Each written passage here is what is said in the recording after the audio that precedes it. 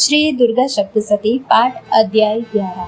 महर्षि मेधा कहते हैं, दैत्य के मारे जाने पर इंद्रादि देवता अग्नि को आगे करके कात्यायनी देवी की स्तुति करने लगे।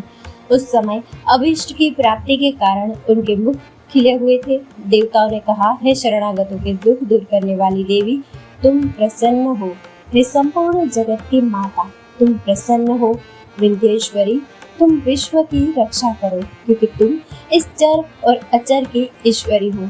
हे देवी, संपूर्ण जगत की आधार रूप हो, क्योंकि तुम पृथ्वी रूप में स्थित हो और अत्यंत पराक्रम वाली देवी हो। तुम विष्णु की शक्ति हो और विश्व की बीत परम माया हो, और तुमने ही इस संपूर्ण जगत को मोहित कर रखा है। तुम्हारे प्रसन्न होने पर ही यह पृथ्वी मोक्ष को प्राप्त होती है। हे देवी, संपूर्ण विद्याएं तुम्हारे ही भिन्न भिन्न स्वरूप हैं। इस जगत में जितनी स्त्रियां हैं, वह सब तुम्हारी ही मूर्तियां हैं। एकमात्र तुमने ही इस जगत को व्याप्त कर रखा है। तुम्हारी स्तुति किस प्रकार हो सकती है, क्योंकि तुम परम बुद्धि रूप हो और संपूर्ण प्राणी रूप स्वर्ग और मुक्ति देने वाली हो। अतः इसी रूप में तुम्हारी स्तुति की गई है। तुम्हारी स्तुति के लिए इससे बढ़कर और क्या युक्तियां हो सकती हैं। संपूर्ण जनों के हृदय में बुद्धि रूप होकर निवास करने वाली, स्वर्ग तथा मोक्ष प्रदान करने वाली, हे नारायणी देवी, तुमको नमस्कार है। कालाकाष्ठा आदि रूप में अवस्थाओं को परिवर्तन की और ले जाने वाली तथा प्राणियों का अंत करने वाली नारायणी, तुमको नमस्कार है। हे नारायणी, संपूर्ण मंगलों के मंगल रूप वाली, हे शिवे, हे संपूर्ण प्रयोजनों को सिद्ध करने वाली, हे शरणागत वत्सला, 3 नेत्रों वाली गौरी, तुमको नमस्कार है। सृष्टि तथा संहार की शक्तिभूता सनातनी देवी, गुणों का आधार तथा सर्व सुखमयी नारायणी, तुमको नमस्कार है। शरण में आए हुए शरणागतों, दीन दुखियों की रक्षा में तत्पर, संपूर्ण पीड़ाओं को हरने वाली, हे नारायणी, तुमको नमस्कार है। हे नारायणी, तुम ब्रह्माणी का रूप धारण करके हंसों से जुते हुए विमान पर बैठती हो तथा कुश से अभिमंत्रित जल छिड़कती रहती हो, तुम्हें नमस्कार है। माहेश्वरी रूप से त्रिशूल, चंद्रमा और सर्पों को धारण करने वाली, हे महावृषभ वाहन वाली नारायणी, तुम्हें नमस्कार है।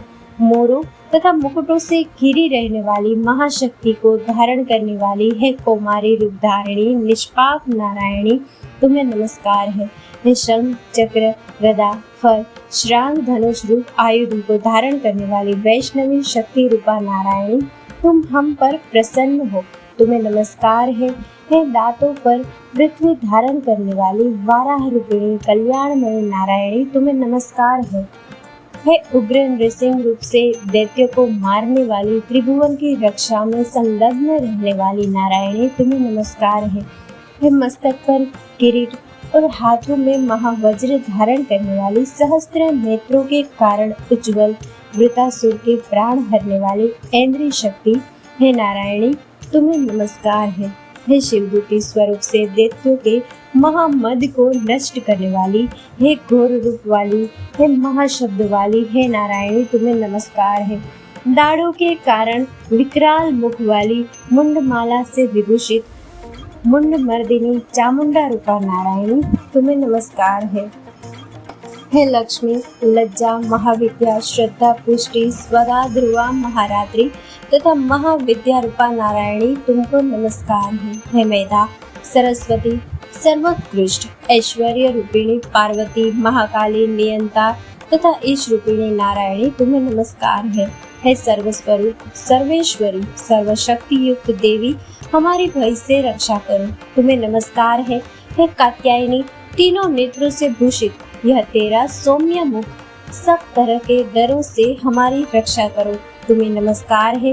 हे भद्रकाली, ज्वालाओं के समान भयंकर, अति उग्र एवं संपूर्ण असुरों को नष्ट करने वाला तुम्हारा त्रिशूल हमें भयों से बचावे, तुमको नमस्कार है।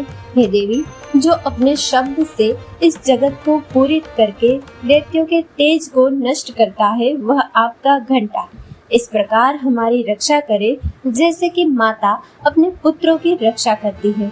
हे चंडिके, असुरों के रक्त और चर्बी से चर्चित जो आपकी तलवार है, वह हमारा मंगल करे, हम तुमको नमस्कार करते हैं। हे देवी, तुम जब प्रसन्न होती हो तो संपूर्ण रोगों को नष्ट कर देती हो, और जब रुष्ट हो जाती हो तो संपूर्ण वांछित कामनाओं को नष्ट कर देती हो, और जो मनुष्य तुम्हारी शरण में जाते हैं उन पर कभी विपत्ति नहीं आती, बल्कि तुम्हारी शरण में गए हुए मनुष्य दूसरों को आश्रय देने योग्य हो जाते हैं। अनेक रूपों से बहुत प्रकार की मूर्तियों को धारण करके इन धर्मद्रोही असुरों का तुमने संहार किया है। वह तुम्हारे सिवा कौन कर सकता था? चतुर्दश विद्याएं, षट शास्त्र और चारों वेद तुम्हारे ही प्रकाश से प्रकाशित है। उनमें तुम्हारा ही वर्णन है, और जहाँ राक्षस, विषैले सर्प, शत्रुगण है, वहाँ और समुद्र के बीच में भी तुम साथ रहकर इस विश्व की रक्षा करती हो। हे विश्वेश्वरी, तुम विश्व का पालन करने वाले विश्व रूपा हो, इसलिए संपूर्ण जगत को धारण करती हो। इसलिए ब्रह्मा, विष्णु, महेश की भी वंदनीय हो। जो भक्ति पूर्वक तुमको नमस्कार करते हैं वह विश्व को आश्रय देने वाले बन जाते हैं। हे देवी, तुम प्रसन्न हो और असुरों को मारकर जिस प्रकार हमारी रक्षा की है, ऐसे ही हमारे शत्रुओं से सदा हमारी रक्षा करती रहो। संपूर्ण जगत के पाप नष्ट कर दो और पापों तथा उनके फल स्वरूप होने वाली महामारी आदि बड़े उपद्रवों को शीघ्र ही दूर कर दो। विश्व की पीड़ा को हरने वाली देवी, शरण में पड़े हुए पर प्रसन्न हो। त्रिलोक निवासियों की पूजनीय परमेश्वरी, हम लोगों को वरदान दो। देवी ने कहा, हे देवताओं, मैं तुमको वर देने को तैयार हूँ। आपकी जैसी इच्छा हो वैसा वर मांग लो, मैं तुमको दूंगी। देवताओं ने कहा, हे सर्वेश्वरी, त्रिलोकी के निवासियों की समस्त पीड़ाओं को तुम इसी प्रकार हरती रहो और हमारे शत्रुओं को इसी प्रकार नष्ट करती रहो। देवी ने कहा, वैवस्व मनवंतर के 28वें युग में 2 और महाअसुर शुंभ और निशुंभ उत्पन्न होंगे। उस समय मैं नंद गोप के घर से, यशोदा के गर्भ से उत्पन्न होकर विंध्याचल पर्वत पर शुंभ और निशुंभ का संहार करूंगी। फिर अत्यंत भयंकर रूप से पृथ्वी पर अवतीर्ण होकर मैं वैपरीचित नामक दानवों का नाश करूंगी। उन भयंकर महाअसुरों को भक्षण करते समय मेरे दांत अनार पुष्प के समान लाल होंगे। इसके पश्चात स्वर्ग में देवता और पृथ्वी पर मनुष्य मेरी स्तुति करते हुए मुझे रक्त दंतिका कहेंगे। फिर जब 100 वर्षों तक वर्षा न होगी तो मैं ऋषियों की स्तुति करने पर आयोनिज नाम से प्रकट होंगी और अपने 100 नेत्रों से ऋषियों की ओर देखूंगी। अतः मनुष्य साताक्षी नाम से मेरा कीर्तन करेंगे। उसी समय मैं अपने शरीर से उत्पन्न हुए प्राणों की रक्षा करने वाले शाकों द्वारा सब प्राणियों का पालन करूंगी और तब इस पृथ्वी पर शाकंभरी के नाम से विख्यात होंगी। और इस अवतार में मैं दुर्ग नामक महाअसुर का वध करूंगी और इससे मैं दुर्गा देवी के नाम से प्रसिद्ध होंगी। इसके पश्चात जब मैं भयानक रूप धारण करके हिमालय निवासी ऋषियों महर्षियों की रक्षा करूंगी, तब भीमा देवी के नाम से मेरी ख्याति होगी। और जब फिर अरुण नामक असुर तीनों लोगों को पीड़ित करेगा, तब मैं असंख्य भ्रमरों का रूप धारण करके उस महादैत्य का वध करूंगी। तब स्वर्ग में देवता और मृत्युलोक में मनुष्य मेरी स्तुति करते हुए मुझे भ्रामरी नाम से पुकारेंगे। इस प्रकार जब जब पृथ्वी राक्षसों से पीड़ित होगी, तब तब मैं अवतरित होकर शत्रुओं का नाश करूंगी। इस प्रकार श्री मार्कंडेय पुराण में सावर्णिक मनवंतर की कथा के अंतर्गत देवी मातम्य में देवताओं का देवी की स्तुति करना और देवी का देवताओं को वरदान देना, ये नामक 11वां अध्याय पूरा हुआ।